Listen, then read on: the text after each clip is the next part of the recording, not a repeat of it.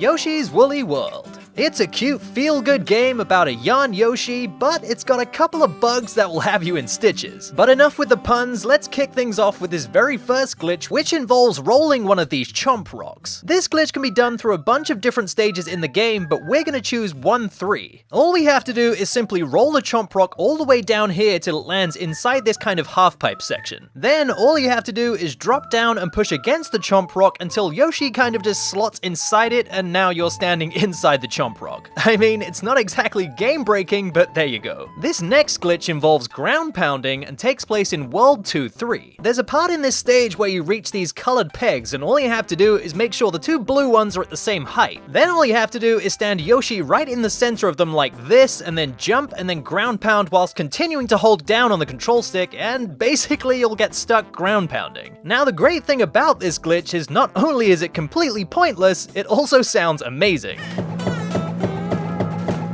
That's right, just beam it straight into my ears. And if you haven't had your fill of ground pounding infinitely in World 2-3, you can also do this in World 3-2. All you have to do is stand on the end of one of these teetering mobiles until it reaches all the way down like this, and then just jump and then ground pound whilst holding down on the control stick, and you have this amazing treat of noise and sound, and why? Why are we doing this? Alright, well, if we're doing this, we might as well throw in a friend. Now it's this amazing sound times 2.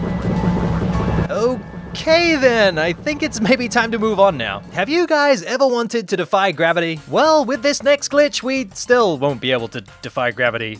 But this Chomp rock will. To do this glitch, what we first have to do is turn the frame Chomp into a Chomp rock. Then have Yoshi eat the yarn so it turns back into a frame Chomp and we can walk right through it. Now on the other side of it and standing about here, we need to time a yarn throw so it turns back into a Chomp rock when it's about here. And if we did all of this successfully, the Chomp rock will now just be balancing on the edge, defying gravity. You can stand on top of it and even ground pound, and this thing isn't going anywhere. Until, of course, you go to the left-hand side of it and then it decides to move. So I guess it defies gravity as long as you don't do anything to it. It just stays there. Well, now that that's done, how about another floating character? In World 1-8, you come across these Burts, and word has it you can make these guys float too. To do this glitch, we basically need to stand right next to the Burts as they're jumping up and down. We then need to time a jump and a ground pound when the Burt is at the highest point of its jump. This may take a couple of tries, but if you do it correctly, the Burt will now be floating in the air. Oh man, something's not quite right here. You guys, you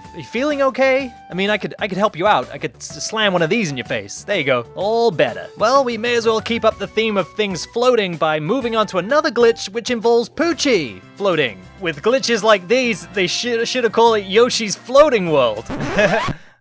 I'll get on with the video now. To do this glitch, you need to head into World 3-5 with a Poochy badge and then make your way to this secret pipe. Then all you have to do is stand on top of Poochy and then he'll just kind of run off the edge, but he won't actually fall and neither will you, and instead he'll just kind of keep jumping on nothing. I don't know what's hidden down here, but apparently Poochy says no. What's supposed to happen is if you fall down here, you just get sent back to the main parts of the stage. Well, it seems like Poochy didn't get that memo, and well, this happens. If you're looking for a reason why this happens, I don't know.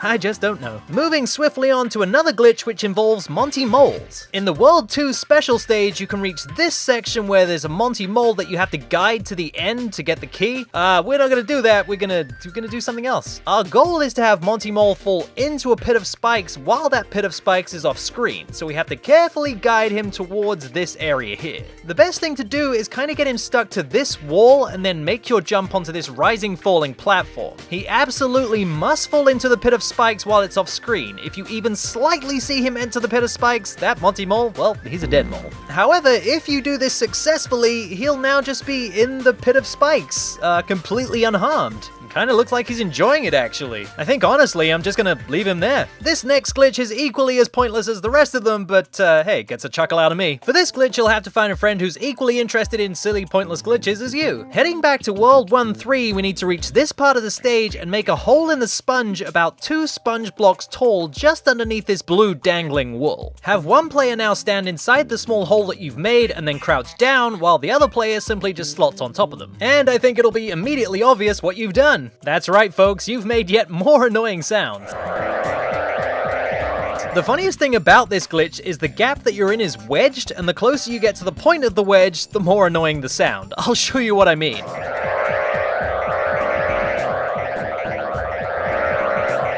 Yeah, I'm pretty sure I've had enough of that now. Now this next glitch is actually pretty game-breaking. In fact, it's the most game-breaking in the entire game. For this glitch, we need to head to World 5-3. There's a part of this stage where you have to throw a yarn ball at this block to turn it into a present, which is exactly what we're gonna do, but we need this present to land on our magic carpet. The next part of this glitch involves piranha plants that are rolling off these conveyor belts. With Yoshi standing on the present, we need a piranha plant to land on Yoshi and then eat him. And when the piranha plant spits Yoshi out, the game will completely crash, accompanied by a high-pitched noise. And this is a complete crash. The only way to get rid of this is to switch off the Wii U entirely. So yeah, note to self, don't get eaten by a piranha plant standing on top of a present. It's bad for the game's health. Our final glitch of this episode involves the boss, Burt the Bashful. And this is a seemingly random glitch that happens when you fire the last hit on Burt, and he bounces off the walls as normal, but sometimes, just sometimes, he can get stuck like this. Now, I don't know if the game kind of gets confused or what, but this bouncing off the walls is kind of physics-based, I think, which lends itself kind of nicely to these random acts of glitchiness happening. And because Burt is kind of stuck like this, there's no trigger for the ending animation of the boss battle, so you're stuck like this as well. There's actually nothing you can do, so I guess you're gonna have to reset the game twice in one episode. Oh, the fun we've had. But that about wraps it up for this episode with some glitches you guys can do in Yoshi's Woolly World. Hey folks, if you're on Twitter, follow me at A+Start Show. I'm trying to hit 50,000 followers by the end of the year. Thank you, bye. And if you like this episode, why not check out the other episodes from the series? There's a handy little playlist right there. You can follow me on Twitter or Instagram, and as always, a huge thanks to everybody who supports the Patreon. You guys are the ones that make it happen.